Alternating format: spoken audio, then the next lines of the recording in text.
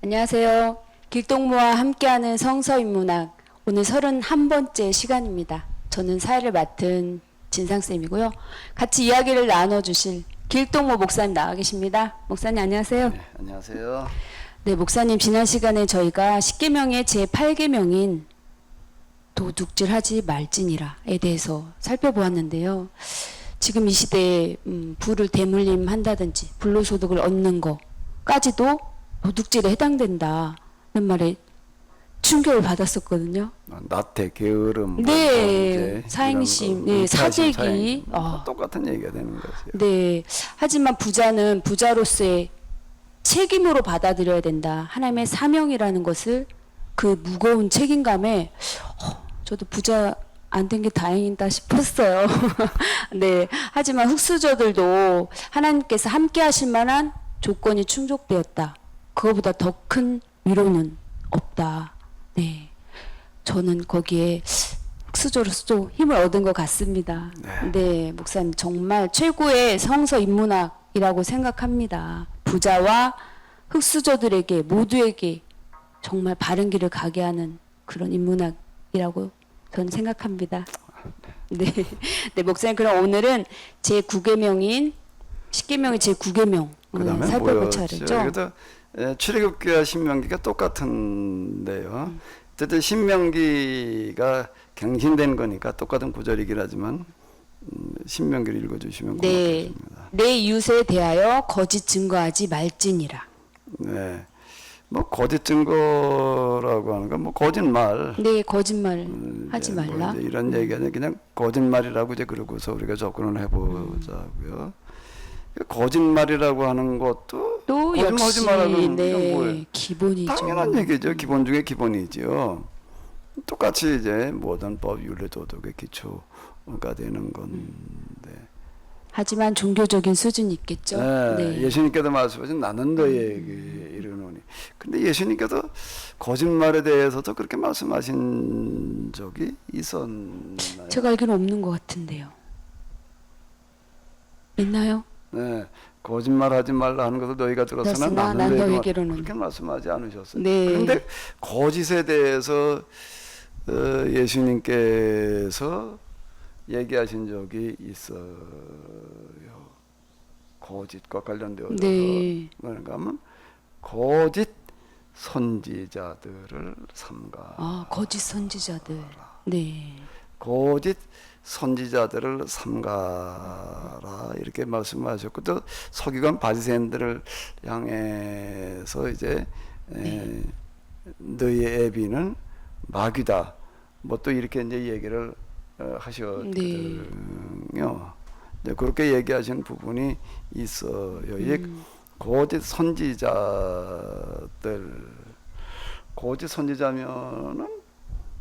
어떤 사람이 거짓 선지자인가요? 하나님의 종인가요? 마귀의 종인가요? 당연히 마귀의 종이겠죠. 마귀의 종이겠죠. 네. 마귀의 종이 되지 말라. 거짓 선지자들을 삼가라는 그런 얘기가 이제 요걸 기초로 해가지고서 이제 우리가 조금 이제 이 생각을 해보자고요. 목사님 먼저는 저희에게 거짓말하지 말라와 이면적인 어떤 더 깊은 뜻이 있는 게 아니고요. 바로 마귀의 종으로 넘어가는 겁니까? 언뜻 네 이해가. 그래서 이제 그게 거짓말하지 말라는 얘기가 도대체 무슨 말씀인지. 이 말씀이 언뜻 거짓말 하려는 그 마음을 품지 네. 말아라. 아닌가요? 말하기 네, 이전에 속이려는 마음이라든지 생각과 마음을 가지지 말아라. 그건 뭐 이제 당연한 얘기. 네, 당연한 그것도 사실 거군요. 뭐 윤리 도덕 차원이에요. 그렇군요. 그것도요. 예. 그럼 종교적인 수준은 이제 그런데 지금 이 거짓 선지자들을 삼가라, 조심해라. 뭐 이제 그런 부분들을 보게 되면은 마귀는 도대체 어떤 존재일까요? 마귀, 귀신, 뭐 사탄, 뭐 이제 이런 단어를 많이 네, 많이 들어봤죠. 이거 참 뭐 쉽지 않은 그런 이야기인데요. 이제 뭐 영의 세계에 들어가서 이제 있다 보면 이제 이걸 경험을 하게 되거든요. 네. 그런데 마귀의 세력은 곧 뭔가라고 하게 되면 거짓이에요. 거짓이요. 네. 속임수예요. 속임수. 그래서 이제 예수님께서 그 당시 설교자들, 신학자들을 향해서 너희 애비는 마귀다. 이제 이렇게 얘기를 하셨거든요. 그래서 다 속이고 있다는 얘기예요. 목사님, 마귀의 대표적 속성인가요? 아니 마귀는 폭력적일 수도 있고 뭐 잔인할 수도 있고 그런 건데 이 거짓이 온갖 악의 근원이죠. 네. 온갖 악의 근원인데 마귀의 주 특징, 마귀가 하는 것 중에서 참 무서운 부분이 속임수라는 거예요. 그런가요? 속임수가 그만큼 그 마귀의 속성이에요. 주 속성. 주 속성이요? 주 속성. 언뜻 이해가 안 되는데 마귀는 그 강한 힘으로 어떤 파괴하고 그런 것 같은데 대표적인 속성이 속임수다. 네, 속임수예요. 그럼 이제 하나님의 종이 되지 말라. 그럼 무슨 종이 되라는 얘기가 아니 되겠죠? 마귀의 종이 되지 말라. 마귀의 네. 종이 되지 말라 그랬으니까 이제 그건 다른 말로 하게 되면 뭐예요? 하나님의 종이 하나님의 되라. 종이 된다는 거는 뭘 어떻게 하는 걸까? 라고 하는 거 이제 이런 측면에 놓고 본다면은요. 하나님의 종이 되려면은 일단 첫 번째 조건이에요. 일단 첫 번째 조건이에요. 하나님을 잘 마귀에게 속지 말아야 돼. 기준이 마귀에게 속지 말라. 하나님의 종이 되려면은 첫 단추예요. 아주 기본이고 첫 번째 조건은 마귀에게 속지 말아야 돼. 그런가요? 그렇게 이건 네. 속지 말라. 아니 얼마나 많이 속길래 이게 첫 번째 기준이라고 말씀하시는지. 하나님의 종이 그렇게 잘 속을까요? 그러니까 왜 이거는 이게 첫 번째 기준이죠? 다시 얘기를 하게 되면 바르게 이해하고 바르게 가르치라. 이게 바르게 이해하고 바르게 가르쳐. 어려운가요? 하나님의 종이? 우리가 이제 네. 이게 마귀의 속임수라고 하는 쪽을 별로 좀 그렇게 들어보지 못했거든요. 네. 들어보지 못하다 보니까 이제 이 그런데요. 자, 일단 구약 그 이스라엘 역사 그리고 신약의 교회의 역사는 뭐였는가 하면 설교자들에게 사기당하는 역사였어요. 아니 목사님 또 당황스럽네요. 다시요. 네, 다시 말씀해 구약의 주시겠어요? 이스라엘 역사, 신약의 이스라엘 역사 그러면 길어요. 4,000년이나 되는데 네. 그 대부분의 시간이 설교자들에게 사기당하는 시간이었다는 거예요. 아니 목사님 무슨 근거로 그렇게 말씀하시는 거죠? 어마어마한 구약 말씀. 성경 중에서 예언서라는 걸 좀 읽어봤죠. 네. 예언자들은 고발하는 사람들이에요. 고발자들이에요. 네. 무슨 죄로 그들을 누구를 고발하느냐라고 한다면 그 당시에 주로 설교자들을 겨냥을 하는 건데 그들을 향해서 거짓말하지 말라고 고발하는 거예요. 거짓말에 속지 말라고 그러는 거예요. 네. 그거는 특히 이제 그 포로기 이전 예언자들 같은 경우에 이제 그런 이야기들이 들어 있는데 포로기 이전 예언자들의 그 설교 속에는 이 얘기가 안 들리는 데가 없다라고 얘기를 할 수가 있어요. 그 정도로 저희는 심각한 설교자들에게 쏘가 넘어가지 마라. 특히 예레미야서 같은 데 보게 되면은 성전에 들어가고 나갈 때 뭐라고 그랬는가 하면 여기 내가 하나님의 전에 들어간다. 하나님의 전에 들어간다. 3번 반복하고 들어가게 네. 했어요. 그러니까 나올 때도 나올 하나님의 때도. 전에 나간다 이렇게 3번 바꾸는데 그걸 뭐라고 예레미야는 고발하고 있는가 하면 그런 거짓말에 쏘가 넘어가지 말아. 하나님의 전에 들어갔다가 나오는 게 아니라는 거예요. 성전은 마귀의 속으로 들어갔다 나오는 거지. 이렇게 얘기를 한 거예요. 성전을 하나님의 집이라고 그러는 것 자체가 사기였어요. 그래 포로기 이전 예언자들은 그건 하나님의 전이 아니다. 마귀의 소굴이게 당장 헐어버려라. 그걸 놔뒀다가는 하나님께서 세상에서 가장 포악한 사람들 보내가지고 성전을 헐어버릴 뿐만 아니라 나라도 멸망시키고 너희들을 다시 노예를 끌고 가서 옛날 애굽의 포로살이가 재현되게 한다라고 고발하는 거가 예언서예요. 네. 포로기 이전 예언자들은 이걸 얘기하는 사람들이에요. 그래서 완전 사기라는 거예요. 성전이 하나님의 전이라고 그러는 것 자체가 그것뿐만 아니라 그들이 가르치는 거 무슨 뭐 위로와 소망이 뭐 어쩌고 저쩌고 떠들어대는 거는 다 완전 사기극이라는 거예요. 근데 목사님 그럼 지금도 그런가요? 지금도 사기라고 지금은 할 수 있을까요? 그때보다 훨씬 더 심해. 자, 일단 예수님 당시로 오게 되면은 또 서기관 바리새인들이 사기극을 벌이고 있는 거예요.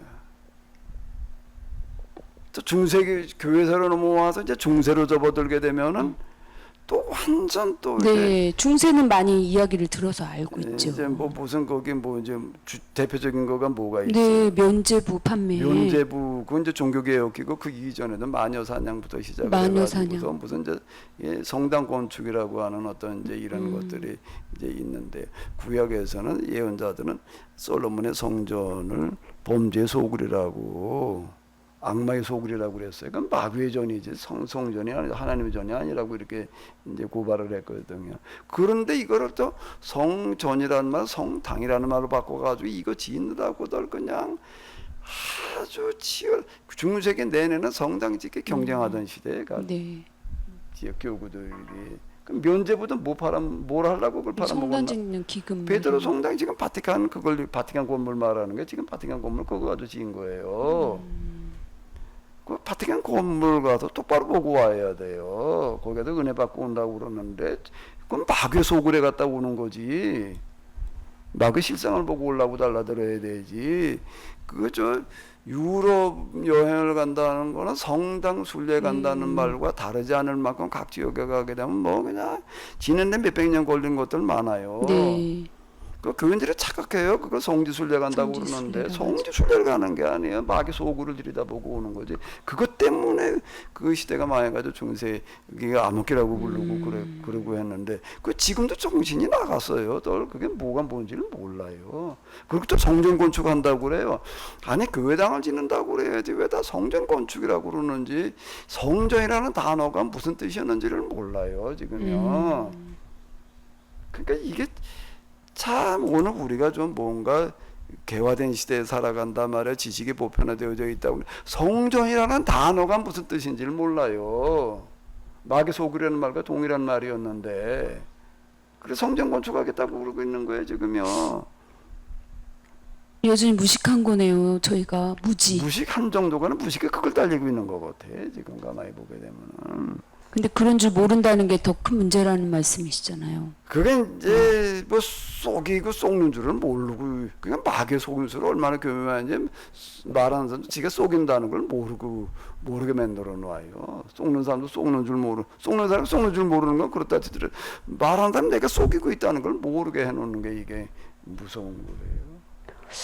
마귀의 그 속임수가 저희가 종교적 수준을 말하는데 마귀의 수준도 어마어마하다고 생각합니다. 그러니까 이거는 거짓말이지 말아라고 하는 거를 지금 우리가 십계명에서 이렇게 살펴보려고 한다면은 뭐 세상에서 그래서 사회적인 사회윤리, 사회법이나 윤리처럼 또 거짓말하지 말라. 뭐 그건 얘기할 필요도 없는 얘기고. 네. 근데 지금 여기서는 뭔가 하게 되면은 이 성경을 가르치는 자가 설교하는 자가 거짓말하지 마라. 신앙생활하는 자들이 속지 마라.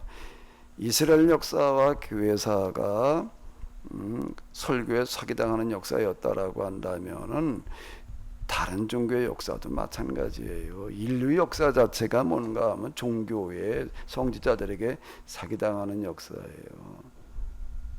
그 증거가 어디 있냐? 라고 네. 그 표정을 보니까 그렇게 쓰여져 있어요. 네. 아니 어떻게 이렇게 당당하게 말씀하실 수 있죠, 목사님? 요즘 어디 청초 좀 날라온 걸 보니까는 저녁 때 예식을 거행을 하더라고요. 그 왜 저녁을 하나 좀 한 11시쯤 해가지고서 끝나고 점심 먹게 하는 게 일반적이잖아요.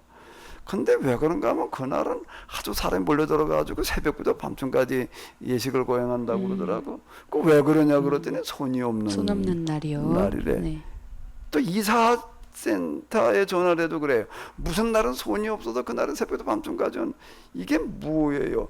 아유 무슨 사주팔자 뭐 어쩌고 저쩌고 뭐 이런 거가요 없어진 것 같지만은 요즘도 멀쩡히 그러고 있어요.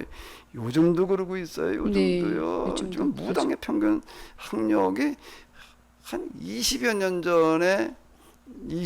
전에 초대 초급 대학교 2년제 대학 네. 평균 학력이 그렇다고. 네, 20년 전 얘기예요 이게.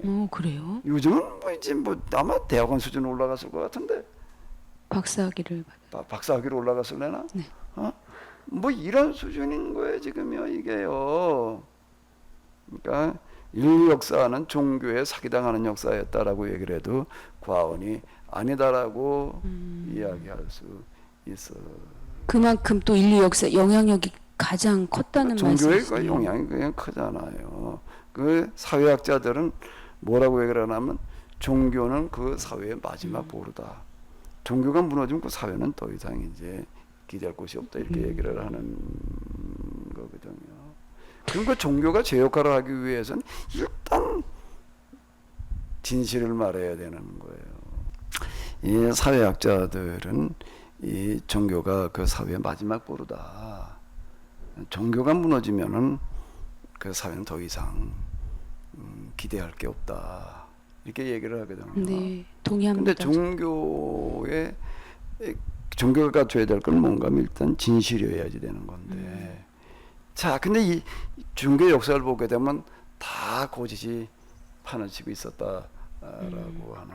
목사님, 전 믿어지지가 않는데 어떻게 그렇게 될 수가 제가 있죠? 만났던 사람 가운데 인상적인 사람 중에 하나 어떤 사람이 있는가라고 하게 되면은 아주 어렸을 때부터 신앙생활을 열심히 하다가 나중에 이제 성인이 돼가지고서는 엄청 방황하고 갈등을 겪었다. 뭐 술에 쩔어서 살고 그냥 그리고 하나님한테 반항하는 시간이었다.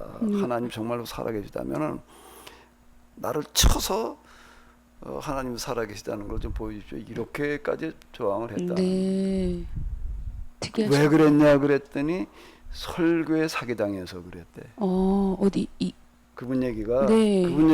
그 표현을 쓰더라고요. 내가 설교에 사기당해서 그랬다. 어디 이상한 데 빠지신 무슨 분인가요? 소리냐 그랬더니 예로 하나가 되는 게 그거 하나만은 아니었겠지요. 11조를 얘기를 하는 거예요. 11조만 복 받는다 뭐 이렇게 얘기를 해가지고서 정말 열심히 이렇게 해봤는데 뭐 복 받는 게 아니더라. 그러니까 나는 11조를 제대로 못해서 그러나고 온전한 다른 사람들 네, 봤더니 11조. 누구도 11조를 똑바로 해도 복 받는 사람이 없더라. 그런가요? 그거 가지고 네. 얘기를 하는 거예요. 그것뿐만 아니라 그 나머지 보니까 뭐 하나하나가 도대체 애들 때는 그런가 보다 했는데 나이 먹어가면서 가만히 들어보니까 뭐 말이 안 되는 것들이 수두룩하더라 말이야 이게 설교 가운데에서. 예? 그래서 자기는 그것 때문에 엄청 방황하다가 안 되겠다 싶어가지고 신학교를 갔대. 신학을 네. 해가지고 공부를 해보자 말이야. 그래서 신학교 가서 공부를 했는데 어떻게 됐을까요? 해결이 안 되더라. 안 됐어요. 신학교도 공부를 해봐도 안 되더라. 그럼 어떻게 해결이 됐나요? 그 해결이 됐대요. 어떻게요? 그럼 어떻게 해서 해결이 됐냐 그랬더니 누가 뭔 책을 소개해줘서 그걸 읽고 나서 비로소 눈이 떠졌다. 그 벗어났다. 네, 그 책이 뭐죠? 저도 읽고 싶은데요. 뭐 그런 책이 하나 있어요. 목사님 말씀 안 해주시는 건가요? 네. 뭐 그런 책이 네. 하나, 예, 그런 책이 어쨌든 그렇군요. 그 책 정말 궁금하네요. 네. 이 중세기가 끝나고 난 다음에 무슨 시대가 오지요? 인문주의 예, 시대가 르네상스 시대가 예. 오거든요. 르네상스 시대로 말미암아서 기독교 시대가 이제 끝이 나는 건데, 예? 기독교 국가 시대, 크리스천덤 시대가 이제 끝나고 네. 이제 그 다음에 민족주의, 인문주의 이 시대가 이렇게 이제 도래를 해요. 그때 그 인문주의 운동을 주도했던 사람들은 뭐에 대해서들 관심을 가지고 논의들을 많이 했는가라고 하게 되면 이 중세기 동안 왜 이렇게 말도 안 되는 모순에 우리가 빠져서 살았느냐. 그 원인 분석을 했겠네요. 예, 이걸 가지고 많이 논의들을 했어요. 그래서 원인을 찾아내고 또 해결책도 찾아냈어요. 네. 그 원인이 뭐였는가라고 하게 되면 무지였다는 거예요. 무지요. 무지. 무지였다.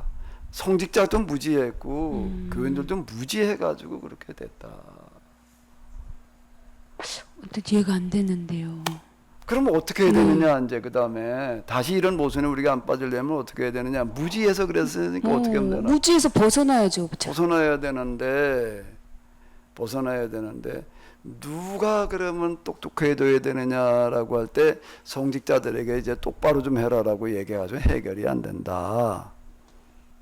누가 그런가요? 똑똑해져야 돼. 교인들을 가르쳐서 교인들이 똑똑해지는 수밖에 없다.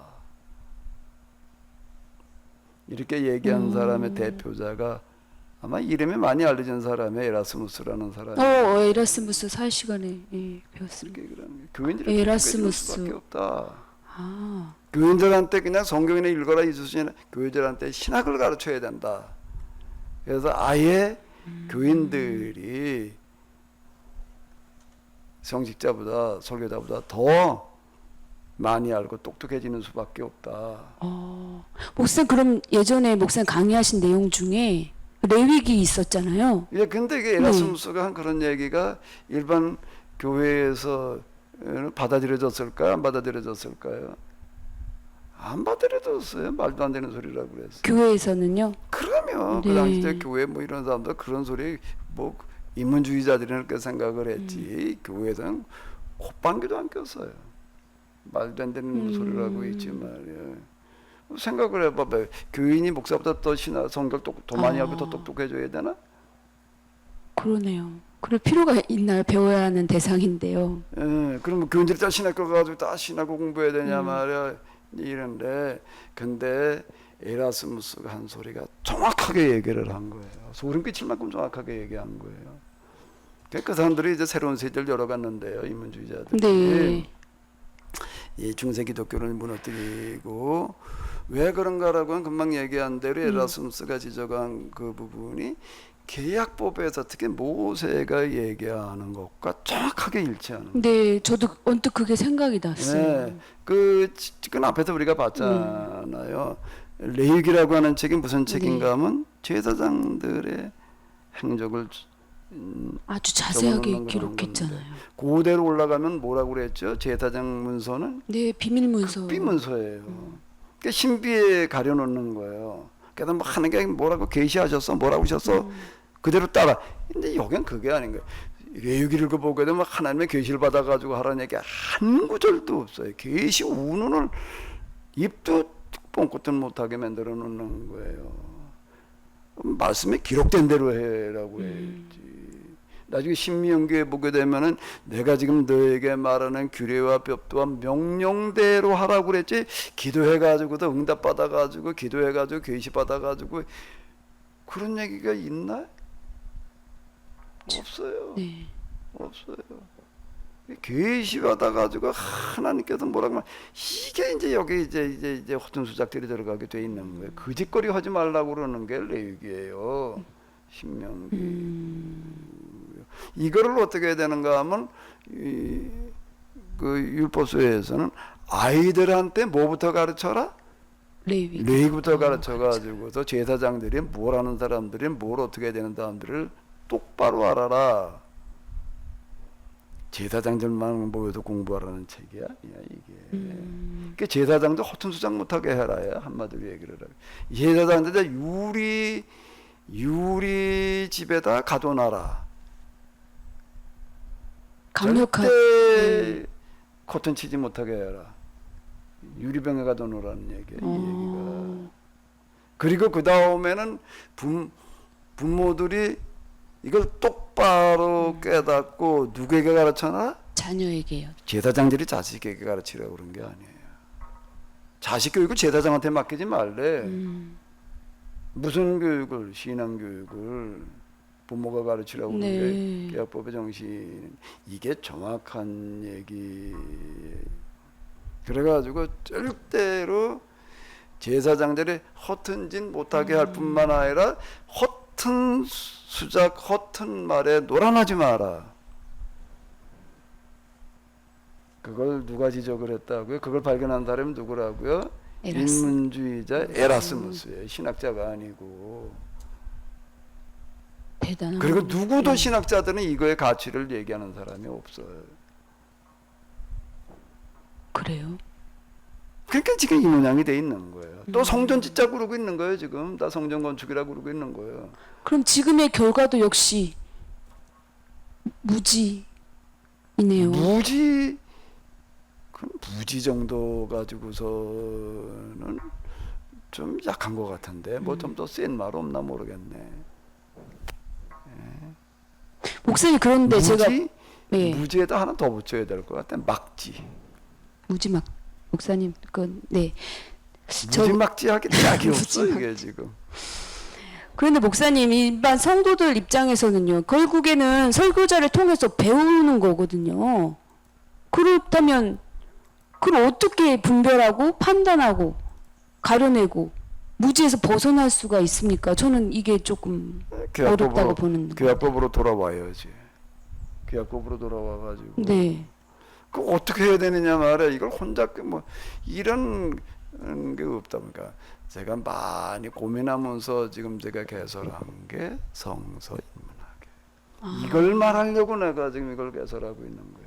별로 지금 인기가 뭐 그렇게 많은 것 같지는 않은데 이걸 말하려고 그러는 거야. 누구도 이런 얘기를 별로 하는 데가 없어요.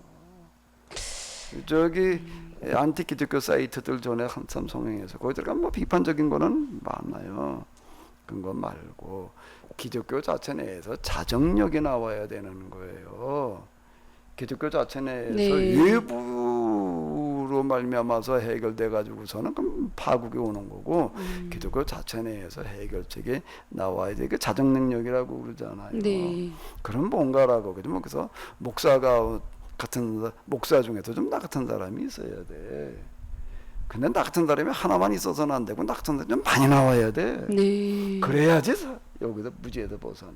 무지막지에서 벗어나. 무지막지에서 성서인문학 통해서 무지막지에서 벗어나시길 바랍니다. 맞죠? 이거 지금 네. 말도 안 되는 일들이 이스라엘 역사 교회사에서요. 뭐 이건 도대체가 세상에서 뭐 잘못 간 것 수준하고는 차원이 다를 만큼 잘못 갔던 일들이 그렇게 그 우리나라 사람 가운데 쓴 책 가운데 뭐가 있는가 하면 기독교 죄악사라는 책이 있어요. 죄악사. 죄악사. 네. 그 이대 교수로 있던 분이 이렇게 썼는데 아주 아유 너무 잘 썼다 말이야. 네, 이제 그런 그것도 우리나라에서 써도 다행이다 말이야. 서양에서 나온 게 아니라 우리나라 사람이 그런 걸 써서 정말 너무 다행이다. 이제 내 그렇게 기독교 죄악사라고 기독교 역사를 고발한 책이 있어요. 그게 뭔가 하면 한참 성직자들에게 사기당하는 거예요. 이미 앞에서 좀 다뤘는데. 네, 많이 다루셨죠. 그 왜 이렇게 된다고요? 스스로 거짓말한 줄 모르고 그러는 네. 거예요. 뭐가 그렇게 만든다고 그랬지요? 정통 교리. 예. 네. 도그마. 예수님께서는 너희 유전에는 뭐 이제 전에 이제 전통 이제 이렇게 얘기를 하는데 이 도그마라고 하는 거가 정통 교리가 이렇게 만들어 놓는 거예요. 정통 교리라는 말과 역사에 실린데 악마의 속임수라는 말은 같아요. 역사적. 예언자들이 네. 그 당시 정통 교리에 다 이단자로 물려가지고 죽임당한 사람들이고요. 예수님도 당시 유대교 정통 교리에 죽임당하신 분이고요. 교회사로 넘어오게 되면은 종교재판에 넘겨져 가지고 화형당한 사람들의 상당수가 그 화형을 시킬 때에는 여기다 갖다가 종이로 만들어놓은 뭐 꽃갈 모자 같은 걸 하나 씌워놨어요. 네. 그다음 뭐라고 써놓고 갖다가 불질러 죽였는가 하면 마귀예요. 마귀를 죽인다 그러고 죽였어요. 그 사람들이 누군가 하면 그 중세 가톨릭의 정통 교리를 비판하던 사람들이에요. 그 이단이라고 그랬다. 네. 이단, 유대교 이스라엘 역사, 유대교 역사, 교회사에서 이단이라는 이름으로 죽어간 사람들은 다 정통 교리의 희생자들이었다라고 하는 거예요. 예수님도 그 중에 한 분이에요. 그 정통 교리 조심해야 돼요. 그건 이미 앞에도 얘기했으니까 여기서 또 반복할 건 네. 없고요. 그 부분은요. 역사적으로 그런 수많은 역사 자체가 아마 그 근거라고 할 수 있겠는데요. 그게 지금도 똑같이 정도가 아니라 훨씬 더 지금 비교가 안 될 만큼 폭넓게 재현되어지고 있어요. 네, 중세 시대에는 정말 저희가 지금 생각해도 말이 안 되는 그런 종교적인 악행들이 벌어졌잖아요. 그런데 지금은 저희가 정보도 진짜 많이 공개되어 있고 저희 수준도 높아졌고 그래서 그런 속임수에 자리가 없다라는 있는 착각에 빠져 있는 시. 더 위험하다는 말씀이신데요. 우리는 절대 아니야라고 하는 악마의 속임수에 빠져 있는 특징이 뭔가 하면은 절대 확신이에요. 난 아니야. 구원받았다는 우리는 절대 아니야. 네. 확신. 나는 절대 마귀에게 쏟고 있지 않다라는 확신. 그 확신 신앙이라는 거 그거 조심해야 돼요. 하나님으로부터 오는 확신도 물론 있지만은요. 하나님께로부터 오는 은혜는 스스로 끊임없이 돌이켜보는 게 내가 혹시 잘못되어 있는 게 아닐까 끊임없이 스스로를 늘 다시 돌이켜보는 은혜이지 절대 확신에 빠지게 하는 게 그건 마귀의 아주 주특징이에요. 그런가요? 절대 확신은 마귀의 신앙이라고 이렇게 일치시켜도 과언이 아닐 만큼 위험하고 무서워요. 구원받았다는 절대 확신. 대반전입니다. 사도 바울이 나는 구원받았다고 했는데 나는 끝까지 어떻게 한다고 그랬지요? 달려갈게. 넘어질까봐 조심한다고 그랬지. 예? 두려움으로 너의 구원을 완성시키라고 그랬지. 언제 난 구원 받았다. 그런 건 없는 거야. 그러니까 확신 신앙이 그게 마귀 신앙의 주 특징이에요. 충격적입니다, 목사님. 확신에 차 있었거든요. 오죽하면 제가 이런 걸 하고 있겠어요. 성서인문학이라는 이름으로 이걸 하는가 보다 못해가지고 이제 안 되겠다 싶어가지고. 그럼 어떻게 진실 진리의 세상을 만들어 거짓이 설 자리가 없게 하라. 거짓이 설 자리가 없게 하려면 어떻게 하면 되나? 거짓말 하지 마라. 그러면 해결되어질까요? 영원히 해결 안 돼요. 네. 어떻게 하면 간단하게 해결되어지나? 속지 않으면 돼. 속지 않으면 된다고요? 우리나라에요. 이렇게 보게 되면 택배 그 아파트에다 이렇게 배달하는 거 보니까 동아파트 그냥 이렇게 쌓아놔요. 네. 그리고 그냥 가요. 그렇죠. 그리고 언제 내가 뭐 때문에 여기를 하게 되니 그 빨리 좀 내가 필요하다고 택배 기사한테 전화를 했더니 그 아파트 앞에 거기 갖다 내려놨어요. 거기다 가지고 가요.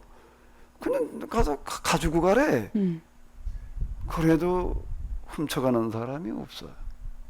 우리나라 수준이 굉장한 수준인 것 같아요. 요즘엔 많이 인식이 높아져가지고. 옛날에는 쓰리꾼이라는 소매치기가 그냥 수두룩 아주 보글보글했고 그다음에 네. 오토바이 치기 뭐 뺑소니 자동차 뺑소니 맹손 이젠 아주 흔적도 없이 사라졌어요. 많이 선진국이 아, 됐죠. 다 아주 그냥 네. 도덕 교육을 학교 다니면서 열심히 배워서 그랬을까? 왜 그게 없어져 버렸을까? 그만큼 그 상자를 갖다 이렇게 쌓아놔도 왜 집어갈 생각을 안 할까? 인식이 높아져서 인식이 달라진 부분도 물론 있겠지만은 그게 아니고 뭐요? 도처에 그냥 아, 어디 가나 CCTV요? 널려 있어. 네. 뭐가 CCTV. 감지 카메라가 있어도 이게 뭐 요즘은 이제 비스카드는 몇 번 잊어버려 봤는데요. 카드 잊어버렸는데요. 누가 다 절대 쓰질 않더라고요. 그냥 쓰레기통에 넣어버리고 이래요. 안 집어가요. 다 발각이 그렇게 되니까. 신분증을 가져가는데 저 신용카드는 왜 네. 그럴까요? 신용카드는 가져가서 써먹을 수가 없어. 이걸 가지고 가서 돈을 찾으려고 그래도 마트에 가가지고도 계산을 하려고 그래도 어떻게 될까? 다 찍혀버리니까.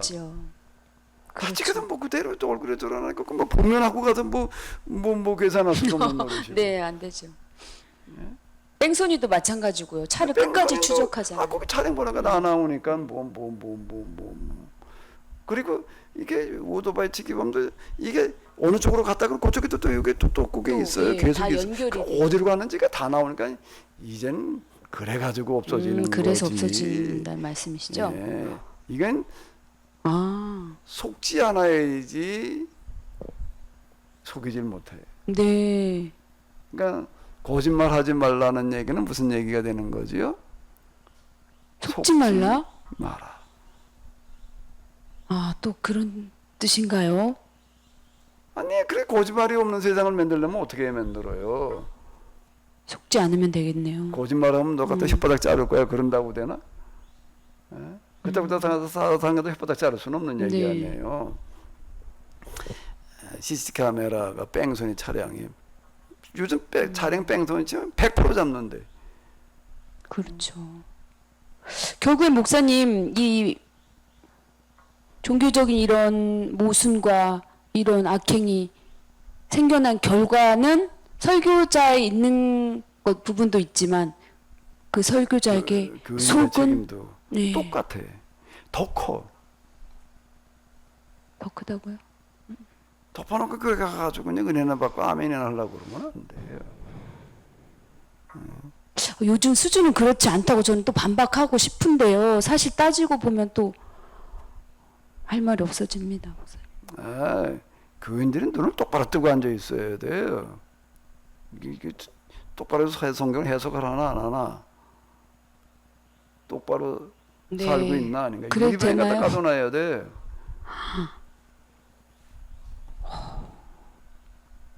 책임이 있네요. 정말 듣는 자로서의 큰 책임입니다. 이 기독교인이 된다는 거는 이 세상에서 거짓을 몰아내야 되는 거예요. 바른 이해가 진짜 중요하네요. 어떻게 더 거짓을 몰아낸다고요? 다시 반복하는데 네. 거짓말하지 못하게 해서가 아니라 거짓말 말라고 그래서가 아니라 내가 속지 속지 않으면 된다는 거. 그럼 확실한 거예요. 말도 안 되는 소리 들어놓는 그런 설교를 없애려면은 안 가면 돼. 들어오는 사람이 아무도 없어 봐. 그걸 듣고 앉았으니까 그냥 그 은혜 받았다고 그냥 그러고 몰려드니까 점점 뭐 기세가 등등해가지고 더 날뛰고 있지 지금. 그럼 그렇게 거짓말 하는 줄도 모르고 하는 설교자와 또 속이는 것인지도 모르고 속는 성도들 모두 그 슬플며 이를 감이 있으리라 그 말에 네. 다 적용 대상이네요. 예. 그 뭐 저 나중에 심판 받고 난 다음에 지옥불에 가가지고서 그때가 아이고 내가 이게 아니었는데 그럼 너무 늦지. 더 늦기 전에 바른 이해가 정말 필요하겠습니다. 신앙생활하는 데 있어서 제일 중요한 거는 뭐라고요? 열심 뭐 이전에 무슨 믿음 뭐 예수님 닮은 인격 이전에 뭐요? 바른 이해. 동의합니다, 목사님. 바른 이해. 이 예수님을 닮는 인격, 이미타치오 크리스티, 예수님을 닮아 뭐 이제 여기에 사람들이 이제 현혹되기 쉬운데요. 중세기 같은 경우에는 예수님의 인격을 닮은 사람들이 차고 넘치는 시대였어요. 수도사들이 다 그런 사람들인데요. 그거 가지고는 안 되는 거예요. 올바른 이해가지고 되는 거예요. 에라스무스가 아주 정확하게 얘기를 했어요. 교인들을 어떻게 하라? 설교자보다 더 똑똑하게 만들어놔라. 알겠습니다, 목사님. 공부 열심히 해야 될 것 같아요. 네, 목사님 그럼 오늘 여기까지 하는 건가요? 이야기. 예. 네. 여러분들도 똑똑해지시기 위해 성서 인문학 통해서 바른 이해 꼭 하시길 부탁드립니다. 네, 목사님 오늘 강의 감사합니다. 예, 수고하셨습니다.